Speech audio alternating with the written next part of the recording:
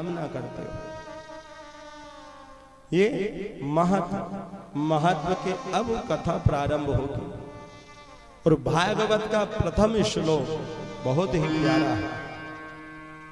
श्रीमद् भागवत का प्रथम श्लोक, जिसे बड़े भाव से बड़े श्रद्धा के साथ में श्रवण करें। जन्माद्यस्य यतोऽन्वयादितरतः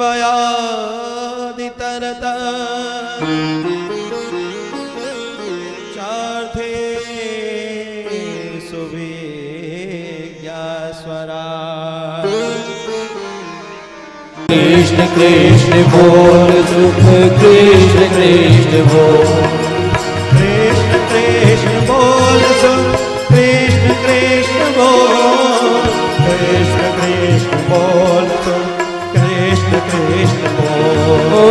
कृष्ण कृष्ण बोल सुख कृष्ण कृष्ण बोल, कृष्ण कृष्ण बोल सुख कृष्ण कृष्ण बोल, बोल सुख कृष्ण कृष्ण बोल, कृष्ण कृष्ण बोल सुख कृष्ण कृष्ण बोल, कृष्ण कृष्ण बोल सुख कृष्ण कृष्ण बोल, कृष्ण कृष्ण बोल सुख कृष्ण कृष्ण बोल।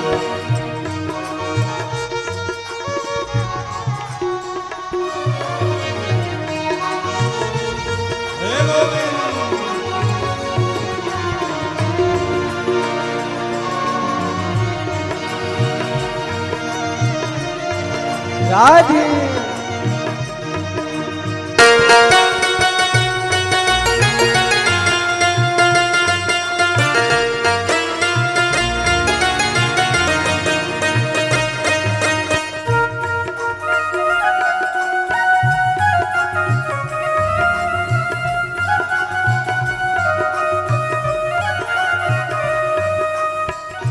कृष्ण कृष्ण बोल सुख कृष्ण कृष्ण बोल, कृष्ण कृष्ण बोल सुख कृष्ण कृष्ण बोल, कृष्ण कृष्ण बोल सुख कृष्ण कृष्ण बोल, कृष्ण कृष्ण बोल सुख कृष्ण कृष्ण बोल, कृष्ण कृष्ण बोल सुख कृष्ण कृष्ण बोल, कृष्ण कृष्ण बोल सुख कृष्ण कृष्ण बोल।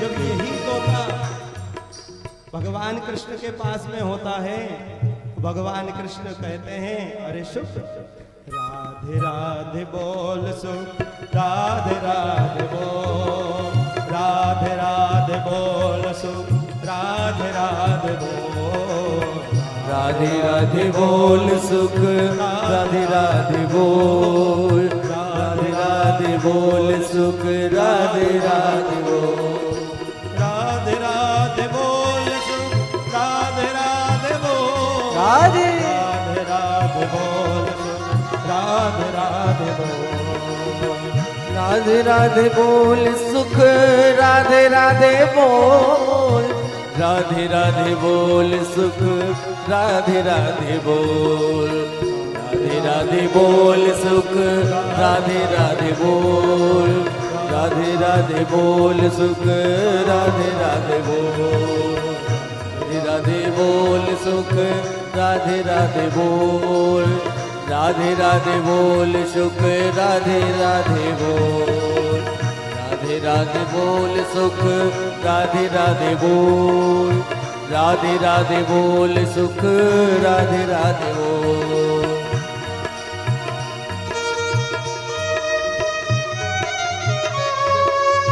जय जय श्री राधे हरि बोल। तालियों की सेवा करते हुए राधे राधे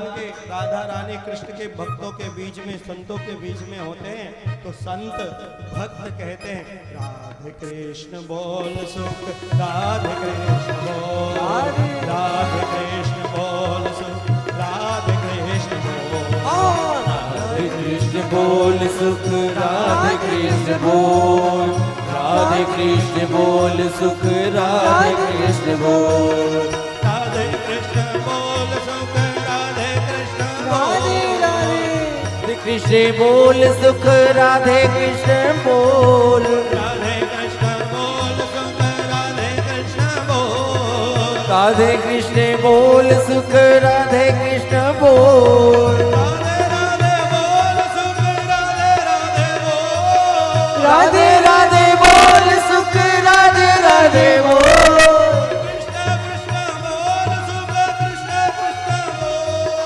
कृष्ण कृष्ण बोल सुख, कृष्ण कृष्ण बोल, कृष्ण कृष्ण बोल सुख, कृष्ण कृष्ण बोल,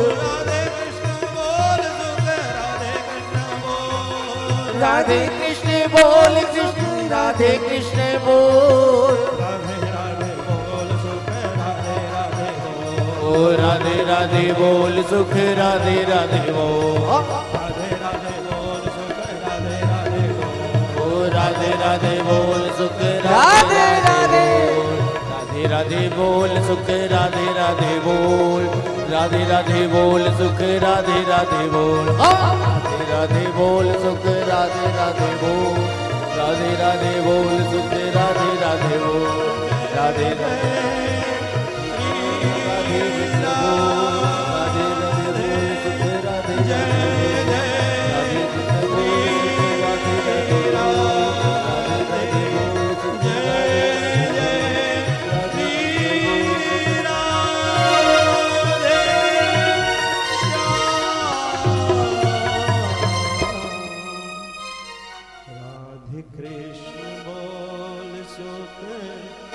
राधे कृष्ण बोल, राधे राधे बोल सुख, राधे राधे बोल।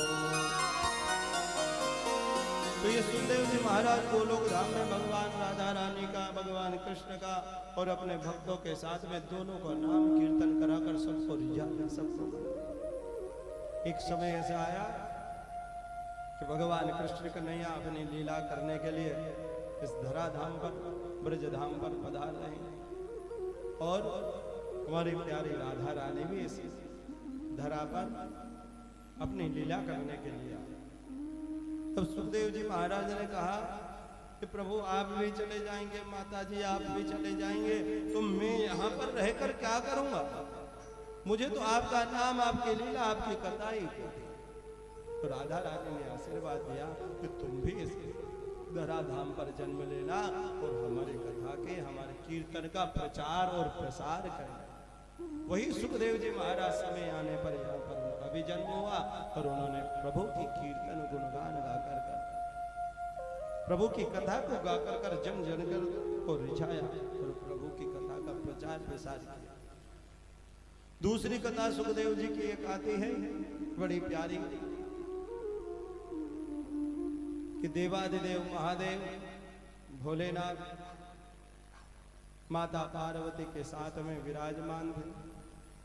एक बार नारद जी महाराज भ्रमण करते करते आए और नारद जी महाराज ने भोलेनाथ ध्यान में बैठे हुए थे, हाथ जोड़कर प्रणाम किया। प्रणाम कर कर माता पार्वती के पास में गए। माता पार्वती को प्रणाम कर कर वार्तालाप होने लगी, बातचीत होने लगी। नारद जी महाराज भी थोड़ी बातों के हैं और माताओं तो होती है, तो माता पार्वती भी बातचीत करते करते करते बातों ही बातों में ऐसी बात निकली। माता पार्वती कहने लगी, अरे नारद, मेरे महादेव, मेरे भोलेनाथ तो बड़े कृपालु, बड़े दयालु और मुझसे इतना प्रेम, इतना प्यार करते हैं कि एक भी बात मुझसे नहीं छुपाते, सब कुछ बताते। नारद जी ने कहा, माता जी ऐसा तो नहीं हो सकता कि सब बातें आपको बता दें, कुछ तो छुपाते ही होंगे। नहीं नहीं नारद, मेरे पति तो इतने प्यारे, मेरे पति तो इतने अच्छे हैं कि अपना जो गुरु मंत्र है, कहता है कि गुरु मंत्र तो पत्नी को भी नहीं बताना चाहिए, लेकिन मेरे महादेव ने तो अपना गुरु मंत्र भी मुझे बता दिया, गुरु मंत्र तक नहीं छुपा। नारद जी ने सोचा वाह माता, बहुत अच्छी बात। एक प्रश्न मेरे मन में बहुत दिन से उठ रहा है, पर मैं महादेव से पूछ नहीं सकता। तो माता जी एक कृपा कीजिए, जब आपको सब पता है तो मुझे भी वो बात बता दीजिए, आपको तो पता ही होगा। हाँ नारद पूछो, क्या पूछना, क्या जानना चाहता? तो माता जी मैं एक बात जानना चाहता हूँ कि महादेव ने मेरे भोलेनाथ में जो गले में मुंडों की माला पहन रखी है, ये मुंड किसके हैं? मैं ये जानना चाहता हूँ, ये मुझे आज तक पता है। अब माता पार्वती को भी सब पता था, लेकिन यही बात पता नहीं थी। नारद जी ने माता जी को प्रणाम किया। माता जी ने कहा रे नारद, मुझे सब पता है, पर यही बात नहीं पता है कि ये मुंड किसके हैं। तो माता अभी तो आप कह रही थी कि मुझे सब पता है, सब पता है। अरे जिन मुंडों को रात दिन अपने गले में धारण कर रखते हैं, जिन मुंडों को अपने हृदय से लगा कर रखते हैं, आपको उनके बारे में नहीं पता है। अब नारद जी वहां से चले गए और इधर माता पार्वती क्रोधित होकर बैठ गई। का मतलब भोलेनाथ तो मुझसे कहते थे कि मैं कुछ नहीं छुपाता, कुछ नहीं छिपाता, अब तो भोलेनाथ भी मुझसे छिपाते। जो भोलेनाथ के पास में माता पार्वती सायंकालीन जल का कलश लेकर कर पहुंच जाती थी। आज तो 6 बज गई, 6:30, 7 बज गई, पर माता जी के आते पते नहीं। भोलेनाथ ने सोचा अब तो हमें ही उठकर जल पीना पड़ेगा। ऐसा होता है माताओं के साथ में, पति की जब सुनकर पति ने कोई बात नहीं मानी तो माताएं फिर रुष्ट हो जाती है। फिर उनके जो कार्य है पति की सेवा के, वो उनके अब अपने हाथ से। भोलेनाथ भी समझदार, आप सबकी तरह समझ गए कि कुछ ना कुछ नारद की आवाज आई थी, शायद नारद ने कुछ ना कुछ कर गया। अब सीधे ही पहुंचे भोलेनाथ देवी, क्या बात है, आज तो जल का कलश बस प्रभु आप पीजिए। क्यों, क्या हुआ, क्या बात है? क्या आप तो कहते हैं मैं कुछ नहीं छुपाता, तुमसे कुछ नहीं छुपाता, पर आप भी मुझसे छुपाते हैं कि मैंने तो कुछ नहीं छुपाया, सभी तो आपको बता दिया। कि महादेव भोलेनाथ, आज तक आपने ये नहीं बताया कि ये जो मुंड की माला अपने गले में धारण कर रखे हैं, ये मुंड किसके हैं? देवी कभी तुमने पूछा नहीं, तुम पूछती तो मैं बता देता, पर कभी तुमने पूछा नहीं और मेरे मन में आया नहीं, मेरे मन में नहीं है, इसमें कौन सी बड़ी बात है? तो माता ने पूछा कि बताओ तो ये किसके मुंड हैं? महादेव ने कहा ये मुंड किसी और के नहीं, ये सारे मुंड तुम्हारे ही हैं। किसके हैं? सारे मुंड तुम्हारे हैं। कि मेरे मुंड और इतने सारे? ओहो प्रभु, 1, 2, 4 मुंड तो इसमें आपके भी होंगे। कि नहीं देवी, मेरा आवागमन नहीं होता, मैं जाता आता नहीं हूं। तो भोलेनाथ मैं जाती आती रहती हूँ। कि हाँ तुम जाती आती रहती हो, तो भोलेनाथ आप क्यों नहीं जाते आते?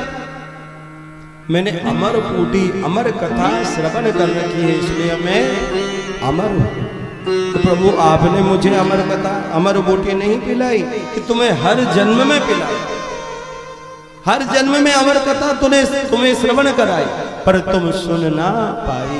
माता ने कहा कि प्रभु आप कृपा कीजिए, मैं अब ये अमर बूटी, ये अमर कथा को सुनूंगी, श्रवण करूंगी। भोलेनाथ ने कहा ठीक है देवी, चलिए। हिमालय के एक ऊपरी कंदरा में जाकर और एक बहुत सुंदर बड़ वृक्ष था, और वहां पर भोलेनाथ ने अपनी श्रृंगी बजाई, डमरू बजाई, जितने भी जीव जंतु पशु पक्षी थे सबने वो स्थान खाली कर दिया। उसी वृक्ष के एक कोंच में एक तोता और मैना का जोड़ा रहता था। वो उस समय एक प्रसव को करने को वहीं पर जन्म दिया था। तोता और मैना तो उड़ गए, भोलेनाथ माता पार्वती को लेकर वहीं पर बैठ गए और इन्होंने यहाँ पर श्रीमद् भागवत कथा का रस स्वादन, रस पान कराना माता पार्वती को प्रारंभ किया। माता पार्वती से भोलेनाथ ने पूछा कि देवी 2 प्रकार से कथा होती है, कौन से प्रकार के श्रवण करना चाहता है? माता ने कहा प्रभु अब तक मैं किस प्रकार की कथा श्रवण करती आ रही थी कि अब तक तो मैं श्रवण कराता था और तुम सोती थी, मैं सुनाता रहता। भोलेनाथ तो जब कथा चलती है, कथा श्रवण कराते हैं, अपनी आंखें बंद कर देते हैं और कथा में खो जाते हैं, कथा में खो जाते हैं। और माता पार्वती आपकी तरह सामने बैठी रहती थी, थोड़ी देर तो कथा सुनती और आपकी तरह थोड़ी देर बाद फिर जय जय श्री जय जय श्री ऊँगने लग जाती, सूंघने लग जाती। माता ने कहा कि और दूसरी प्रकार की कौन सी कथा? देवी मैं कहूं तुम हुंकारा भरो, तुम हुंकारा भरोगे फिर मैं आगे की कथा कहूंगा, फिर मैं आगे की। अब तो माता पार्वती ने कहा कि महादेव ये हुंकारे वाली कथा अच्छी है कि मैं हुंकारा भरूंगी तो सो नहीं पाऊंगी, इसलिए आप कथा कहना और मैं हुंकारा भरूं, फिर आप उसके आगे की कथा कहना। अब कथा प्रारंभ की। सर्वप्रथम महादेव भोलेनाथ ने कहा बोलिए वृंदावन बिहारी लाल की जय, श्रीमद् भागवत महापुराण की जय। जयकार की। उसी समय जो वृक्ष की कोच में एक अंडा था वो प्रसव के बालक के रूप में परिणित हो गया। बालक वो तोते का बच्चा, अब वो भी वहीं पर परमात्मा की यह मोक्षदायिनी कथा का श्रवण करने लगा। माता पार्वती हुंकारे भर रही है, भोलेनाथ कथा श्रवण करा रहे हैं। प्रथम स्कंद हुआ, द्वितीय स्कंद हुआ, तृतीय स्कंद हुआ, चतुर्थ, पंचम, सप्तम, अष्टम, नवम, दसम स्कंद का पूर्वार्ध और उत्तरार्ध प्रारंभ होने लगा। वैसे ही माता पार्वती को नींद आ गई, वैसे ही नींद आ गई। पर जो तोता था, तोते की एक विशेषता होती है कि एक ही शब्द को अगर वो बार बार सुने तो उसे वो शब्द याद हो जाता, वो शब्द याद हो जाता। तो भोलेनाथ तो एक शब्द बार बार कह नहीं रहे थे, आगे की कथा कह रहे थे, लेकिन माता पार्वती एक ही शब्द को बार बार कह रही थी। वो शब्द था हूं हूं, हुंकारे भर रही थी, हूं हूं। अब वो हूं हूं तोते को याद हो गई। माता पार्वती की तो नींद लग गई। अब वो तोते को कथा इतनी प्यारी लग रही थी, इतनी सुंदर लग रही थी, इतनी प्यारी लग रही थी कि अब जहां पर भोलेनाथ रुकते वहां पर वो तोता हुंकारा भर देता, वो तोता हुंकारा भर देता। भोलेनाथ की कथा, भोलेनाथ भी सोच रहे हैं कि पार्वती हुंकारा भर रही है, कथा चल रही है। तो दसम स्कंद, एकादश स्कंद, द्वादश स्कंद हुआ। अब जैसे ही द्वादश स्कंद कर कर भागवत कथा पूर्ण हुई, भोलेनाथ ने जयकारा लगाया, बोलिए भागवत महापुराण की जय। जयकारा जैसे ही लगा, अब माता पार्वती की नींद खुली, माता पार्वती की नींद खुली। अब माता पार्वती कहने लगी प्रभु भोलेनाथ कथा हो गई। हाँ देवी कथा तो हो गई, कैसा लगा तुम्हें? आज माता कहने लगी प्रभु बहुत अच्छी कथा लगी। प्रभु का जन्म भी हुआ, जब वो थोड़े बड़े हुए ग्वाल वालों के साथ में गैया चराने गए और गोपियों के साथ में जब रास रचाने गए तो मैं भी गोपी बनकर भगवान के साथ रास रचाने चली गई। उसके बाद में मुझे कुछ नहीं पता जब रास रचाने। भोलेनाथ ने कहा कि वाह देवी जय हो आपकी, यहाँ बैठी और वहां रास रचा रही हो, यहाँ बैठी। इसका मतलब तुम सो गई थी, तुम सो गई थी तो इस कथा को कौन श्रवण कर रहा था, कौन हुंकारे भर रहा था? भोलेनाथ क्रोधित होकर कर खड़े हुए, त्रिशूल हाथ में उठाया। वो जो तोते का बच्चा था वो वहां से उड़ा और उड़ कर आगे सीधा सरस्वती नदी के तट पर विराजमान रहकर प्रतिदिन वेदों का पाठ करते, शास्त्रों का पाठ करते।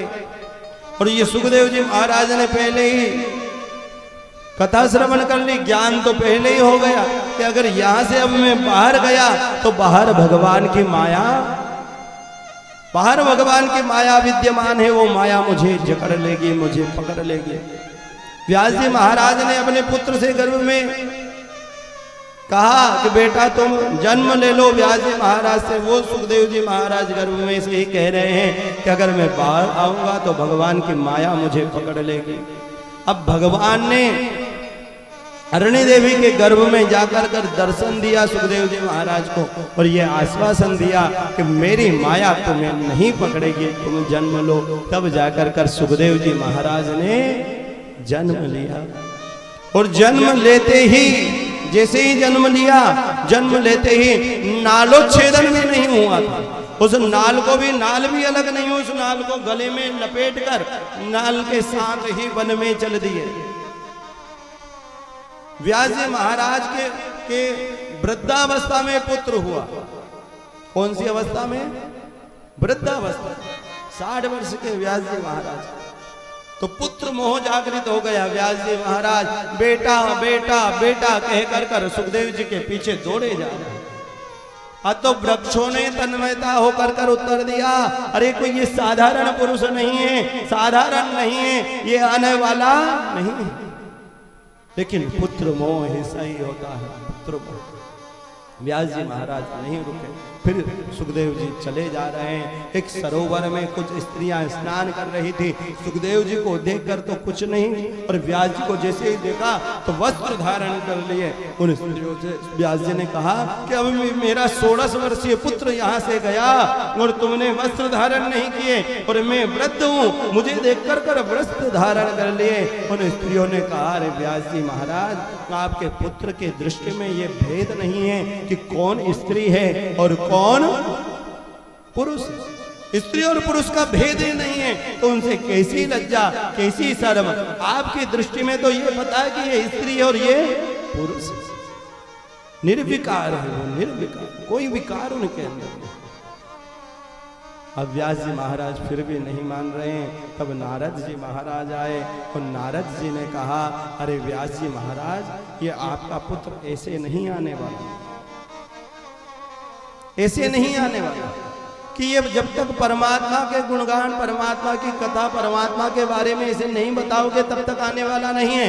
आप तो अपने आश्रम में जाओ और वहीं पर अपने शिष्यों को भगवान के गुण के बारे में, भगवान के रूप के बारे में श्लोक सिखाकर इसके पास में भेजो।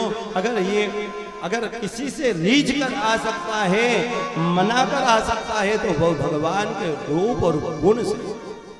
आज व्यास जी महाराज अपने आश्रम पर आए, अपने कुछ शिष्यों को बुलाया, एकत्रित किया और भगवान के रूप के बारे में एक श्लोक अपने शिष्यों को सुनाया।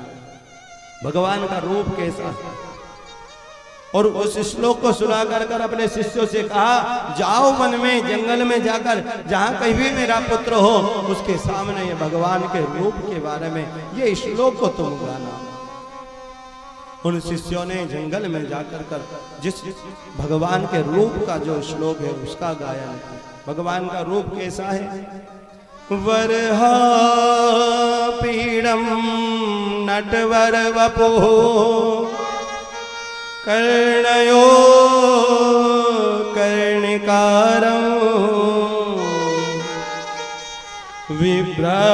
विभ्राद्वासः कनक कपिसं वेजयन्ती च माला रंध्राण वेणु रदर सुधया पूरयन् गोप वृंदै वृंदारण्यं स्वपदरमणं गीत की वरहा पीडम नट वर वपुः। वरहा पीडम, जिन्होंने अपने मस्तिष्क पर मोर मुकुट धारण किया। नट वर वपुः, नट, नट बोलते हैं, दो नट होते हैं। नट है एक तो जादूगर और एक दूल्हा, जो श्रृंगार, ऐसा श्रृंगार करते हैं कि वो हजारों की तादाद में अलग ही नजर। जादूगर भी हजारों में आप पहचान जाओगे कि ये जादूगर है, और दूल्हा भी ऐसा ही होता है कि हजारों की तादाद में दूल्हा भी पहचान के ये दूल्हा है। ऐसा ही परमात्मा का, प्रभु का श्रृंगार होता है। यहाँ पर बिंदिया लगा लेते हैं, सुंदर उनके नए